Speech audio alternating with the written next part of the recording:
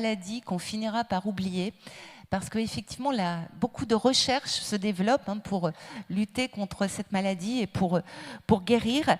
Et on sait aujourd'hui, enfin en tout cas, il y a vraiment un point d'accord entre les chercheurs, donc c'est qu'il faut donner des médicaments très très tôt et avant que le cerveau ne soit envahi par les fameuses plaques amyloïdes qui sont donc à l'origine de cette terrible maladie. Et donc pour cela, c'est évidemment très très important de réaliser un diagnostic qui soit précoce, voire même très précoce. Et donc pour nous parler de ces sujets tout à fait passionnants, nous avons le plaisir d'accueillir le professeur Audrey Gabel, donc qui est professeur de neurologie et neurosciences.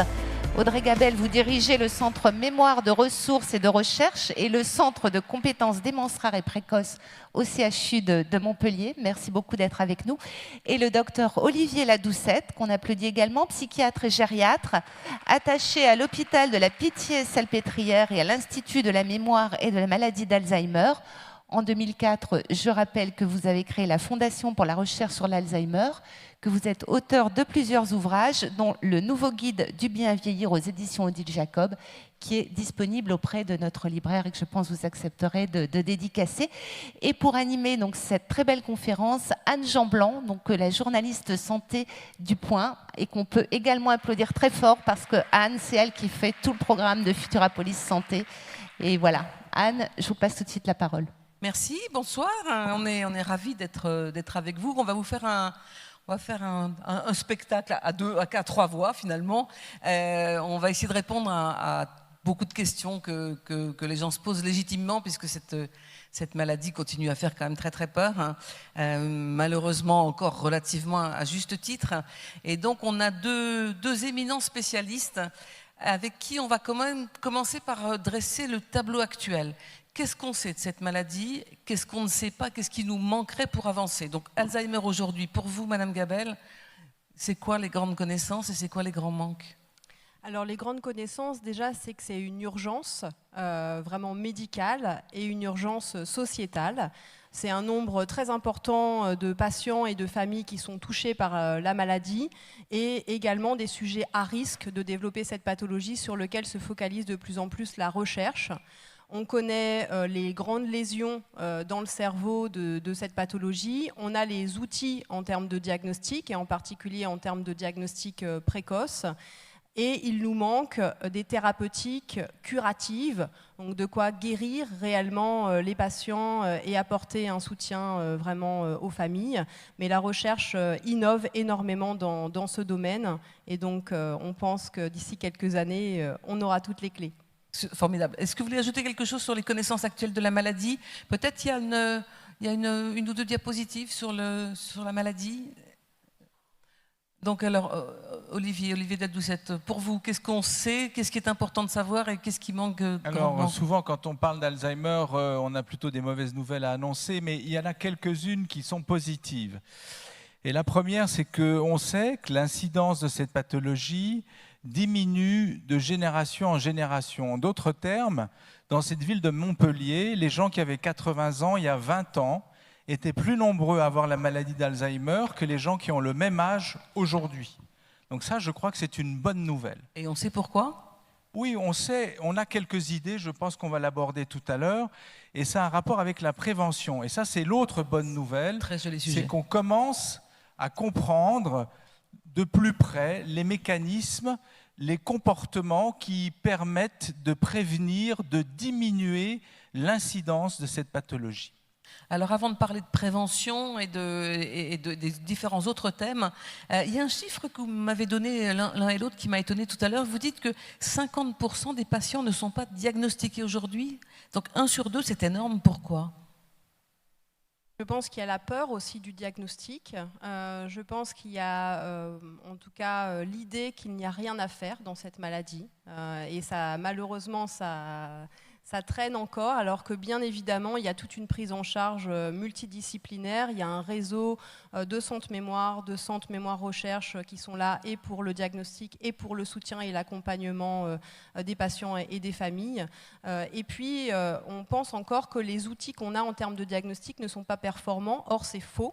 on a à l'heure actuelle des outils qui nous permettent de voir, entre guillemets, les lésions qu'il y a dans le cerveau de manière indirecte. Alors justement, ces outils, c'est quoi? Et peut-être qu'on pourrait avoir une première image. Je crois que vous nous aviez donné quelques slides.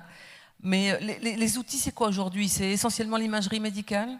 Alors, il y a bien évidemment l'imagerie, il y a des marqueurs biologiques. Pour l'instant, c'est des marqueurs dans le cadre de la ponction lombaire, donc qui est quand même un geste qui reste invasif.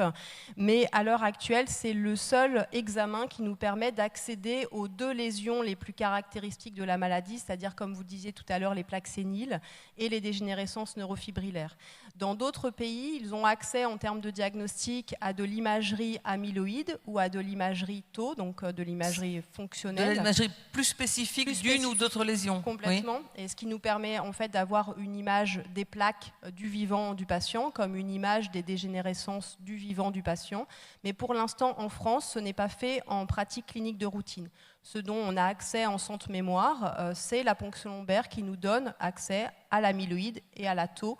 Et on connaît maintenant les profils caractéristiques de cette maladie. Et c'est tout à fait pertinent en termes de diagnostic, pour poser un diagnostic positif de la maladie et puis pour éliminer également les diagnostics différentiels, puisque bien sûr on parle d'autres maladies qui se manifesteraient un peu de la même façon. Complètement. Où il y a aussi des troubles cognitifs, où il peut y avoir des troubles du comportement, mais ce n'est pas forcément une maladie d'Alzheimer, ça peut être une maladie à corps de Lévy, ça peut être une maladie comportementale et frontale. Voilà les lésions qu'on peut voir, est-ce que vous pouvez les commenter? Oui, donc ce qui a été décrit de longue date, c'est les 2 lésions caractéristiques, ce qu'on appelait les dépôts amyloïdes ou les plaques séniles, qui sont caractérisées par des dépôts en particulier de la forme 42 de l'amyloïde. Et puis oui, alors là, ça devient un tout petit peu technique quand même. Hein. Et les dégénérescences neurofibrillaires qui, eux, sont liées à la protéine tau. Et on connaît très bien l'évolution des lésions au cours du temps sur un individu donné avec des études en neuropathologie. Mais on s'est focalisé sur ces 2 grandes lésions et on sait maintenant que cette maladie est beaucoup plus compliquée que simplement ces 2 lésions. Il y a également des aspects vasculaires, des aspects inflammatoires. Il y a tout un lien également avec l'aspect de nutrition, d'activité physique, de sommeil, des facteurs de risque. Et c'est sur ces éléments-là, comme on disait tout à l'heure, que va jouer la prévention qui est à mettre en place. Avant de jouer sur la prévention, il y a aussi, quand on avait parlé, quand on avait préparé, vous disiez qu'il y a toute cette partie clinique, examen du patient, c'est-à-dire que si vous suivez votre patient, l'imagerie c'est bien, mais il y a aussi d'autres choses. Oui, le professeur Gabel est chercheur, donc elle vous a parlé d'un aspect, on va dire, très pointu du diagnostic. Mais il ne faut pas que vous compreniez que le diagnostic de l'Alzheimer passe nécessairement par une ponction lombaire, parce que là, on n'a que 50% de nos patients qui sont diagnostiqués, on en aura encore moins. Donc, rassurez-vous, dans la grande majorité des cas, on pose le diagnostic avec un entretien, on pose des questions aux patients, on prend son temps, on essaie de comprendre depuis combien de temps les troubles se sont installés, à quelle vitesse. On va proposer une IRM cérébrale et on va lui proposer également un bilan de mémoire très poussé qui va prendre à peu près 1h30, 2 heures, qui permet de passer en revue toutes les fonctions intellectuelles et puis de les comparer avec un sujet du même âge dénué de pathologies neurodégénératives. Et en général, avec cette batterie d'examens, on peut approcher, on va dire, de très près, on va dire dans 90-95% des cas, le diagnostic. D'autant plus qu'aujourd'hui, les traitements que nous proposons sont des traitements qui sont, somme toute, assez grossiers, qui restent un peu les mêmes pour la plupart des maladies neurodégénératives. Donc, savoir avec précision quel est exactement le type de pathologie a moyennement d'importance dès lors qu'on ne fait pas de grosses erreurs. Ce qui est important de comprendre, c'est qu'une fois que le diagnostic est posé, on va proposer peut-être un traitement médicamenteux, mais on va également proposer une prise en charge globale qui sera médico, psychologique et sociale.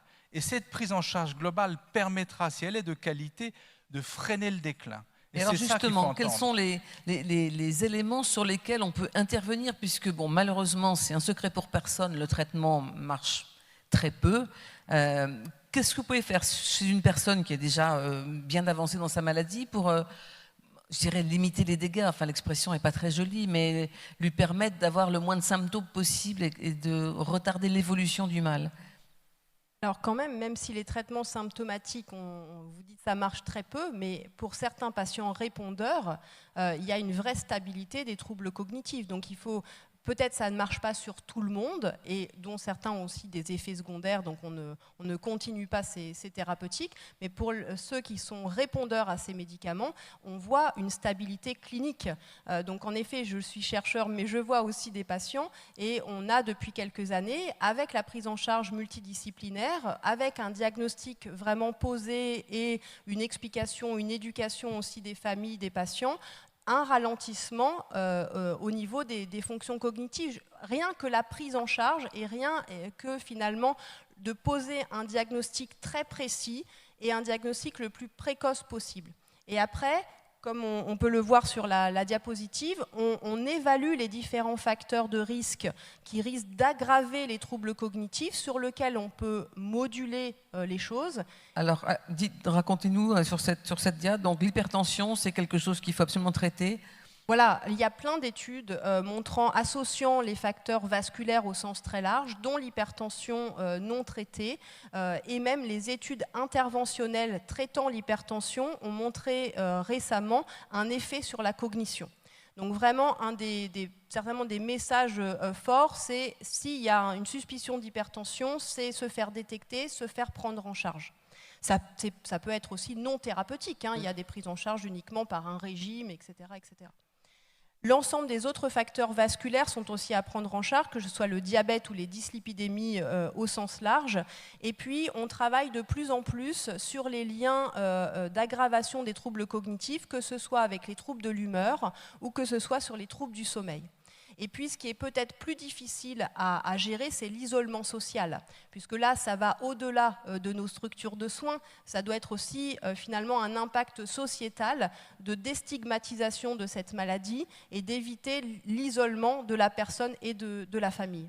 Vous avez parlé des troubles de l'humeur. Olivier, vous dites que les patients qui ont cette maladie d'Alzheimer ne sont pas forcément violents si on arrive à les mettre dans des conditions qui ne soient pas agressives pour elles. Vous pouvez nous le dire en quelques mots ? Oui, absolument.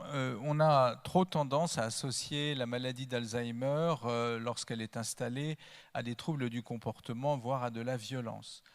Il faut comprendre que l'Alzheimer, les patients qui ont cette pathologie ne sont pas nécessairement violents, que la violence n'est pas consubstantielle à cette maladie. En réalité, dans la grande majorité des cas, si les patients ont parfois des troubles du comportement, c'est tout simplement parce qu'ils souffrent d'un trouble de l'adaptation.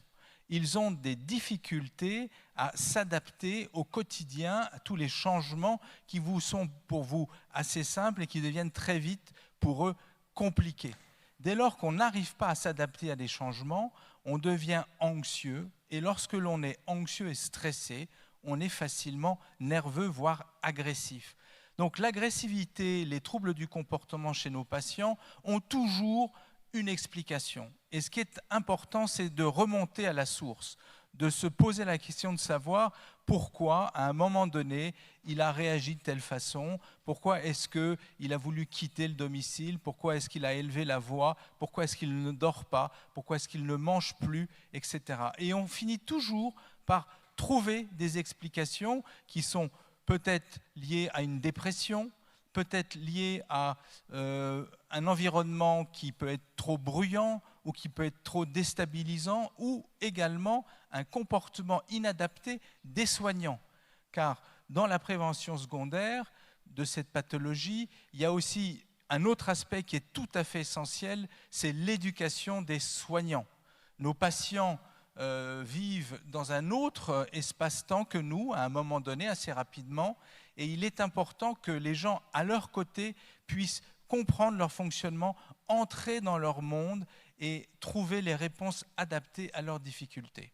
Alors je pense que maintenant on va remonter un peu le cours de la maladie. On a commencé par la vraie maladie très installée. On va essayer de remonter le temps. Remonter le temps, c'est donc un dépistage, un diagnostic plus précoce.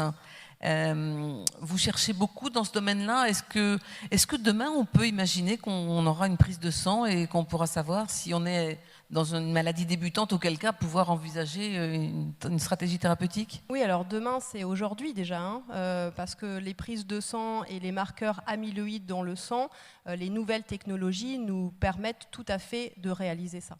On a plusieurs projets de recherche permettant d'identifier des marqueurs plasmatiques, des marqueurs sanguins dans le sang d'amyloïdes. Ce n'était pas possible il y a encore quelques années parce que les techniques n'étaient pas assez performantes. Et donc, on a des projets permettant de définir la pertinence de ces marqueurs pour le diagnostic, mais surtout pour la prédiction. C'est-à-dire être en capacité d'identifier sur une personne celle qui va développer la maladie ou celle qui va progresser en termes de troubles cognitifs. Parce qu'on sait très bien que cette maladie, elle s'installe, elle met 20 ans à s'installer.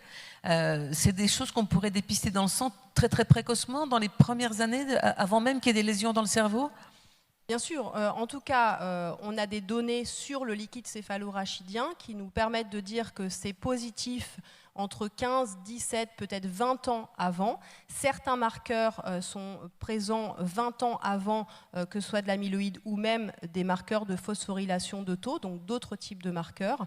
Donc on pense que dans le sang, on pourrait être en capacité d'identifier les mêmes marqueurs de façon très précoce.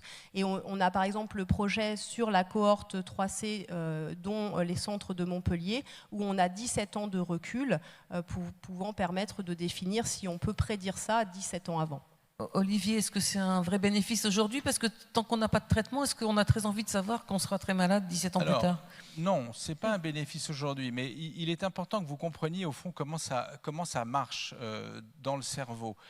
La maladie d'Alzheimer va rester sans signe clinique, comme le dit le professeur Gabel, pendant 10 à 20 ans. Aucune manifestation. En d'autres termes, vous allez pendant 10 à 20 ans accumuler dans votre cerveau des protéines anormales qui progressivement vont finir par entraver le fonctionnement de votre cerveau. Mais pendant toute cette période, notre cerveau va être capable de compenser, de réparer éventuellement. Les facteurs qui sont dits préventifs, les facteurs protecteurs de la maladie d'Alzheimer sont pour la plupart des facteurs qui aident le cerveau à compenser. Dès lors que ces lésions sont présentes, il va aider le cerveau, va l'assister pour pouvoir compenser et continuer à fonctionner normalement en dépit de cette accumulation de protéines pathologiques. Et puis à un moment donné, le taux de ces protéines est trop élevé et à ce moment-là, on va dire, le cerveau baisse les bras et les lésions vont entraîner des troubles cognitifs qui vont être de plus en plus visibles. Donc ce qui nous intéresse aujourd'hui, c'est deux choses. Les chercheurs dans le monde entier travaillent sur deux pistes. La piste du diagnostic précoce, il faut qu'on puisse repérer le plus tôt possible le dépôt de cette protéine anormale dans le cerveau de nos patients et évidemment le traitement précoce, car l'un n'a d'intérêt qu'avec l'autre et vice-versa. Et est-ce que aussi, à ce moment-là, dans tout ce qui est précoce, nous avons parlé de prévention secondaire, donc prévention chez des patients qui sont déjà malades. Est-ce qu'on peut faire une prévention primaire? Est-ce que le fait de traiter très très tôt de l'hypertension artérielle, par exemple, peut retarder l'entrée dans la maladie? En tout cas, il y a des études sur les sujets à risque de développer cette pathologie. Par exemple, on parle de l'amyloïde, mais un des gros facteurs de risque de susceptibilité génétique, c'est l'ApoE4, c'est-à-dire une susceptibilité à développer la maladie. Vous ne la développez pas forcément, mais vous êtes à risque de la développer. C'est des maladies, c'est des familles qui sont plus exposées? Oui, en général, c'est le fait d'avoir eu un cas dans sa famille après 80 ans ou après 85 ans. Il y a une sorte d'histoire familiale d'Alzheimer. Ce n'est pas vraiment génétique au sens de transmission et au sens de sujet jeune, mais par contre, c'est un des facteurs majeurs de risque de développer cette pathologie. Et on sait que sur ces sujets à risque, les modifications des troubles du sommeil, la supplémentation par exemple en oméga 3 et l'activité physique ou l'intervention multidomaine est beaucoup plus efficace sur ces sujets à risque que si on le menait sur la population générale qui n'est pas à risque de développer cette pathologie. Donc l'identification des sujets à risque permet aussi d'identifier des champs de prévention vraiment très spécifiques. Et alors, on parle aussi, alors c'est un mot qu'on prononce beaucoup, c'est la réserve cognitive. Qu'est-ce que c'est? Est-ce que c'est vraiment utile? Olivier de la Garde. Alors, oui, la réserve cognitive, c'est un terme qui désigne en fait la densité de réseaux que les neurones établissent entre eux. Vous savez que nous avons entre les oreilles entre 70 et 100 milliards de neurones qui sont connectés ensemble par à peu près 100 à 200 000 synapses. Vous voyez la densité de ce réseau. Et ce réseau, il est mouvant. Tout au long de notre vie, il va être plus ou moins dense. C'est ce qu'on appelle la réserve cognitive. Je vous ai expliqué tout à l'heure que cette maladie d'Alzheimer va démarrer très en amont. Eh bien, on peut employer l'image d'un compte en banque. Si vous avez un compte en banque qui est très fourni et que vous avez un prélèvement sur ce compte qui se fait de manière automatique, plus le compte va être fourni, plus il faudra de temps avant que le banquier vous appelle pour vous dire vous êtes à zéro. Eh bien, la réserve cognitive, c'est un peu la même chose. Si vous avez une réserve cognitive qui est très élevée, et pour avoir une réserve cognitive élevée, il faut stimuler son cerveau de toutes les manières possibles. Si votre réserve cognitive est très élevée et que la maladie prélève dessus de manière inexorable pendant des années, plus elle est forte, plus les symptômes arriveront tardivement. Voilà ce qu'on peut dire, si vous voulez, et qui nous intéresse dans le lien entre réserve cognitive et prévention de la maladie d'Alzheimer. Mais cette réserve cognitive, elle ne se fait pas forcément en lisant des bouquins de philosophes ou en faisant des choses compliquées. Il paraît que le jardinage, ça marche aussi. Alors, on se fait une réserve cognitive en jardinant ? Je pense que la réserve cognitive, elle est aussi dépendante de la motivation et finalement du bien-être à faire telle et telle activité. Mais ce qui est montré un peu plus dans les études, c'est quand même ça doit être des activités stimulantes cognitivement et des interactions. Et la meilleure stimulation cognitive, c'est les interactions sociales. Donc c'est ce qu'on fait là. Voilà, c'est les nouveaux apprentissages surtout. Donc si vous découvrez le jardinage, ça peut tout à fait être augmenter votre réserve cognitive, mais si vous jardinez depuis longtemps, peut-être un peu moins. Alors, Olivier, oui ? Oui, absolument. Le cerveau a besoin de sortir de sa zone de confort. Il faut éviter la routine. Le cerveau n'aime pas ça. Donc un très bon exemple pour stimuler sa réserve cognitive, c'est le voyage. Car quand on voyage, évidemment, on est constamment en éveil, on doit s'adapter en permanence à des situations nouvelles. Alors, il y a un vrai sujet qui se pose, c'est que dans l'état actuel de la science, on imagine que vous dépistez quelqu'un qui a des risques assez importants. Est-ce qu'on a suffisamment de certitude qu'il va développer la maladie pour se dire ces personnes-là, maintenant, on va pouvoir les traiter avant même 10 ans, 15 ans avant une maladie potentielle ? Alors justement, en lien avec la réserve cognitive, la difficulté, c'est qu'on sait sur des groupes, mais on n'est pas encore en capacité sur un individu donné de pouvoir dire vous allez développer la maladie dans 5 ans, 7 ans, 8 ans, etc.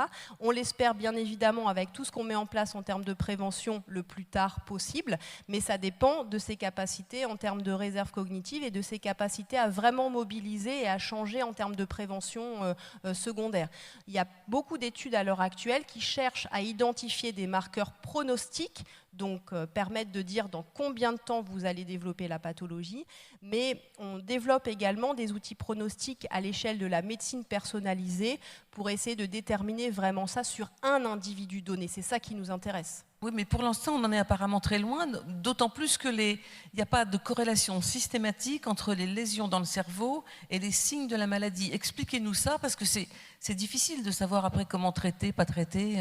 Alors, c'est tout à fait ce qu'a dit Olivier, c'est-à-dire qu'il y a en effet la réserve cognitive, donc vous pouvez avoir beaucoup de neurones atteints par la pathologie et ne pas avoir de signes cliniques, et inversement, avoir peu de neurones atteints par la pathologie et avoir beaucoup de signes cliniques. Donc il y a toujours cette dissociation, mais le suivi clinique du patient nous permet quand même d'évaluer une sorte de pente de déclin individuel, parce qu'on ne voit pas le patient qu'une seule fois, on le suit en consultation, on identifie ses facteurs de risque, on identifie ses facteurs protecteurs, et on est quand même en capacité, il y a bien sûr des algorithmes aussi qui sont en train d'être déterminés, mais même cliniquement, on a une sorte d'algorithme un peu décisionnel quand on voit le patient, on est quand même en capacité de dire celui-là, il est beaucoup plus à risque de décliner rapidement que quelqu'un qui a potentiellement une forme plus light, plus gentille de la maladie, si on peut dire ça. Olivier ? Alors, ces algorithmes, vous travaillez, il y a deux grandes équipes, hein, vous participez tous les deux. C'est sur la base de populations très importantes, c'est sur l'intelligence artificielle. Comment vous les établissez, ces algorithmes-là, pour l'instant? Nous travaillons sur des populations en grand nombre.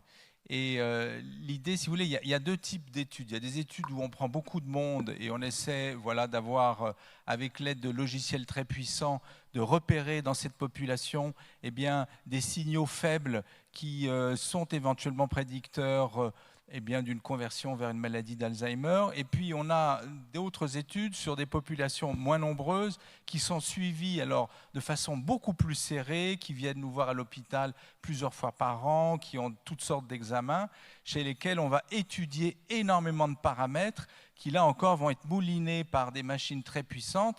Et l'idée, c'est d'essayer de comprendre, de repérer tous ces signes cliniques ou des signes biologiques très fins que nous ne connaissons pas encore, prédicteurs d'une maladie d'Alzheimer qui n'est pas encore cliniquement révélée, mais qui est biologiquement présente dans le cerveau. Vous voulez ajouter quelque chose? C'est tout à fait ça. Il y a deux types de techniques.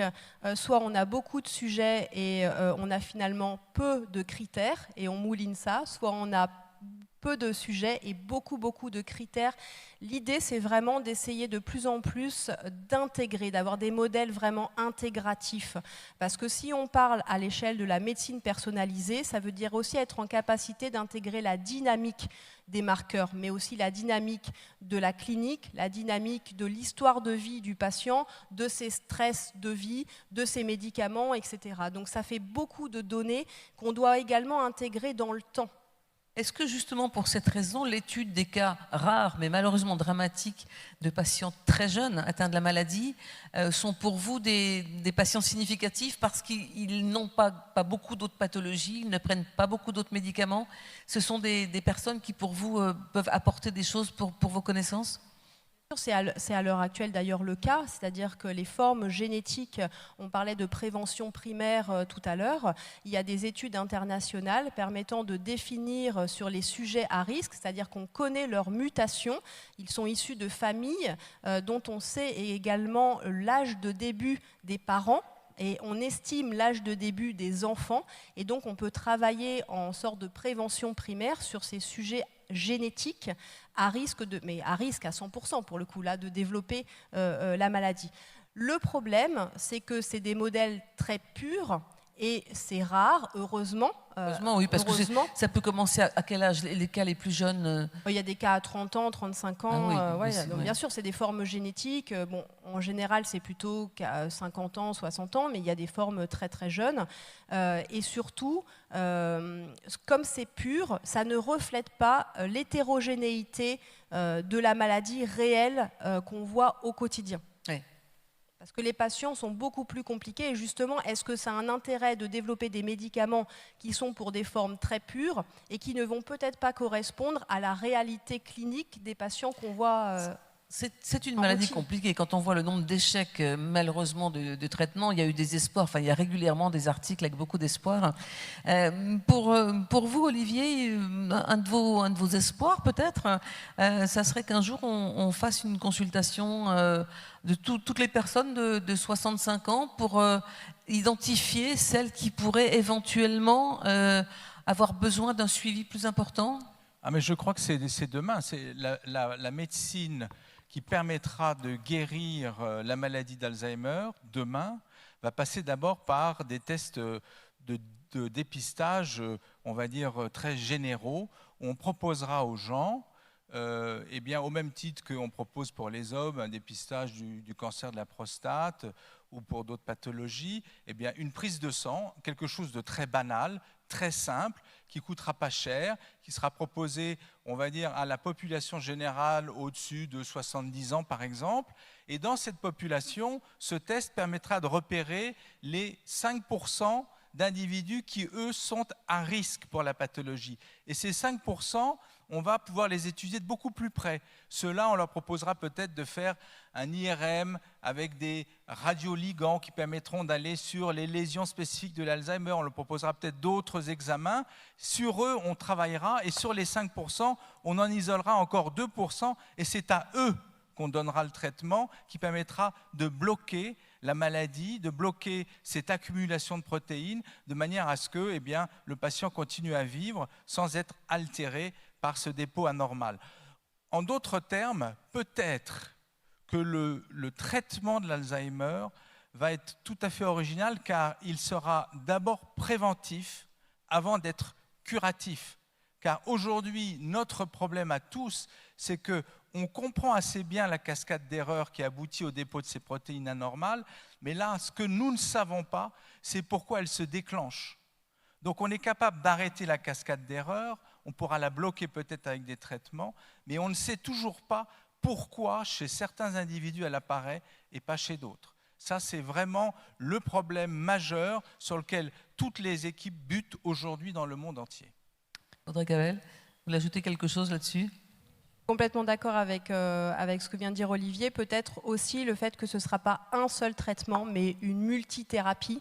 Ce qui voudrait dire que ce n'est pas une maladie, mais une multitude de maladies ? Oui, ou en tout cas que ces traitements soient adaptés à l'individu et que peut-être il y aurait une molécule pour un groupe d'individus donnés avec en effet plus d'amyloïdes, peut-être d'autres molécules sur ceux qui ont plus une forme liée à la tau, et peut-être une thérapie médicamenteuse ou non médicamenteuse d'ailleurs, innovante, qui sera peut-être plus sur ceux qui ont plus d'inflammation, plus d'éléments vasculaires.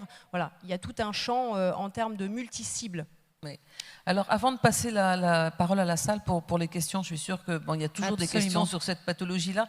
Ma dernière question, c'est vous regrettez manifestement l'absence de volonté politique en France actuellement dans le domaine de toutes ces maladies neurodégénératives.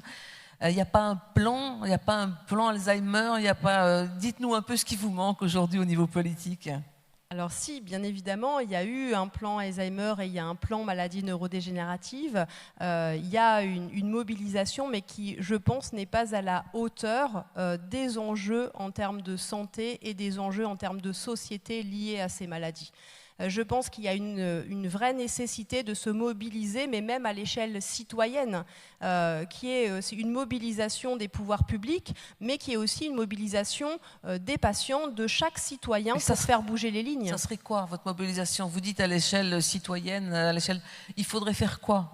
Je pense d'un point de vue déjà sociétal, il y a tout l'aspect de société inclusive, c'est-à-dire d'être en capacité de finalement ne pas stigmatiser ces patients, de les intégrer dans la société au même titre qu'on a intégré le handicap, beaucoup plus. Et puis c'est bien évidemment de travailler sur différents axes de recherche et de donner des moyens qui sont des moyens réels par rapport aux enjeux. À l'heure actuelle, ce n'est pas le cas. Olivier. Oui, alors justement, je rebondis sur l'enjeu. Aujourd'hui, on a le sentiment que devant cette pathologie, il y a une espèce d'indifférence ou une passivité générale à tous les niveaux, que ce soit les décideurs comme de la population. La maladie d'Alzheimer, c'est un tsunami qui est dans notre dos, et si on ne fait rien, il va nous rattraper. Dans cette salle, si on ne trouve pas la solution thérapeutique de la maladie d'Alzheimer d'ici 25 à 30 ans, un tiers d'entre vous aurait la maladie d'Alzheimer. Alors, on nous dit, oui, il y a des moyens de prévenir Alzheimer, etc. On l'a abordé très rapidement. Vous allez dans les livres, vous trouverez. Mais en réalité, il y a une façon aussi de prévenir la maladie d'Alzheimer. C'est de faire un chèque pour la recherche. Comme vous avez fait un chèque pour la recherche sur le sida. Comme vous avez fait un chèque pour la recherche sur le cancer. Aujourd'hui, quand vous avez 100 € qui sont donnés pour le cancer, il y en a 10 qui sont donnés pour la maladie d'Alzheimer. Alors, très bien, on peut continuer comme ça, sauf que notre société ne va pas résister. On est dans une course de vitesse. Il faut absolument trouver des solutions thérapeutiques. Nous sommes dans des sociétés qui vieillissent, tant mieux, c'est une très bonne nouvelle. Mais sachez qu'un des premiers facteurs de risque de la maladie d'Alzheimer, c'est l'âge. Et qu'à 90 ans, 30% de la population a plus ou moins des maladies neurodégénératives. C'est notre destin, à la plupart d'entre nous, de vivre jusqu'à 90 ans et au-delà. Si on veut que ça se passe bien, il faut s'en donner les moyens. Aujourd'hui, à tous les niveaux, que ça soit le plus haut de la société, comme monsieur et madame tout le monde, on a le sentiment qu'il y a une certaine indifférence. On se dit, de toute façon, c'est la maladie d'un autre, c'est les vieux, c'est plus tard, et puis on attend que ça se passe et que quelqu'un fasse le boulot à notre place. Bien non, il faut qu'on se mobilise, car je suis confiant, comme on l'a réussi avec donc, le cancer, car dans 15 ans, il n'y aura plus de problème avec le cancer. Aujourd'hui, on fait des progrès énormes, et on a fait des progrès énormes parce que ça fait 60 ans que l'ensemble de la population des pays développés dans ce monde se mobilise pour trouver des solutions à tous les niveaux. Monsieur tout le monde avec son chèque et les chercheurs de très haut niveau. Il faut qu'on en fasse autant avec la maladie d'Alzheimer. Mobilisez-vous, mobilisez-vous, comme il disait le docteur Olivier. Merci, On merci prend pour une cet ou deux appel questions. et ce rappel. On vous applaudit effectivement. Et on va prendre tout de suite vos questions. Donc levez la main, s'il vous plaît, pour que les hôtesses puissent vous voir. J'imagine, voilà, madame, monsieur là-bas, s'il vous plaît. Vous avez parlé des rapports entre la dépression et la maladie d'Alzheimer. Alors vous en avez parlé dans un sens, mais il n'y a pas un rapport dans l'autre sens, c'est-à-dire que quand on sent qu'on a des problèmes cognitifs, est-ce que ça ne risque pas de créer des dépressions? Merci, monsieur. J'allais laisser la place au psychiatre, mais bien évidemment, il y a des liens bidirectionnels. On a d'authentiques signes cliniques de type dépressif ou des symptômes dépressifs qui peuvent révéler la maladie. Et c'est aussi un diagnostic différentiel précoce de la pathologie. Et le fait d'avoir une maladie chronique, invalidante, avec potentiellement une perte d'autonomie, bien évidemment peut donner des symptômes dépressifs et une authentique dépression qui doit être tout à fait prise en charge, à la fois au niveau thérapeutique, mais aussi en termes de soutien avec des équipes spécialisées. Une autre question? Une autre question, oui. Oui, je vois une main qui se lève, et également sur ce côté-ci, s'il vous plaît. Et là-bas également.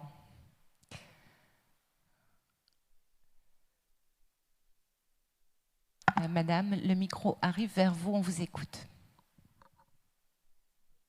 Question, est-il vrai que la maladie d'Alzheimer atteint davantage les femmes alors que la maladie de Parkinson atteint davantage les hommes?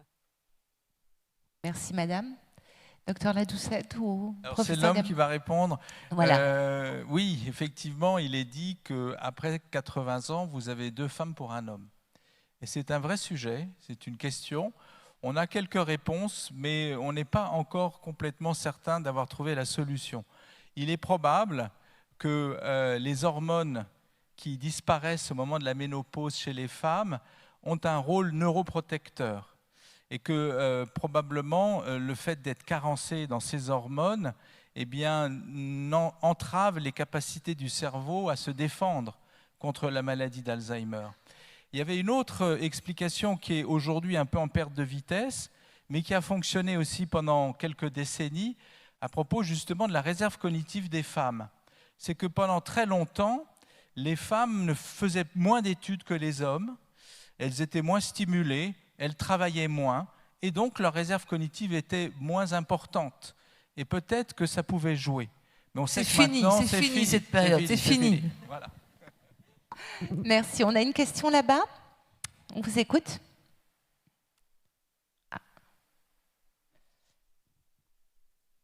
Oui, on a entendu récemment dans la presse ou à la radio, je ne me souviens pas, des facteurs expliquant peut-être l'apparition de maladies d'Alzheimer à partir de bactéries sur des gencives et d'une hygiène dentaire. Est-ce vrai tout ça? Parodontal, oui. Tout à fait. Alors c'est une hypothèse, il y a d'ailleurs un essai thérapeutique en cours à l'heure actuelle pour essayer de modifier justement ces bactéries.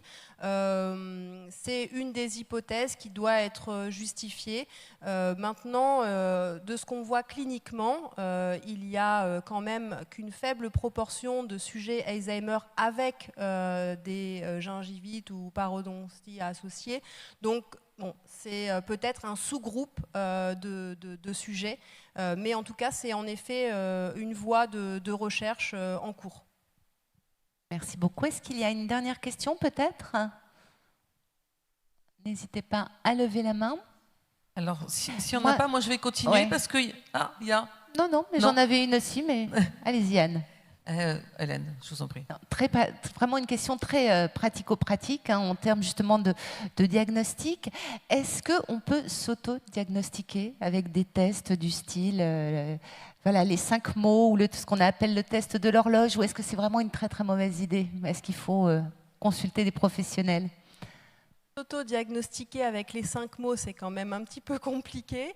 Je pense... Expliquez juste ce que c'est. Les 5 mots, c'est des tests qui ont été développés par le professeur Bruno Dubois à la Salpêtrière, qui sont des tests de mémoire épisodique, donc la mémoire récente. Donc on donne 5 mots au sujet et on leur demande au bout d'un certain temps de redonner ces mots. Et en amont, on leur a donné ce qu'on appelle des indices.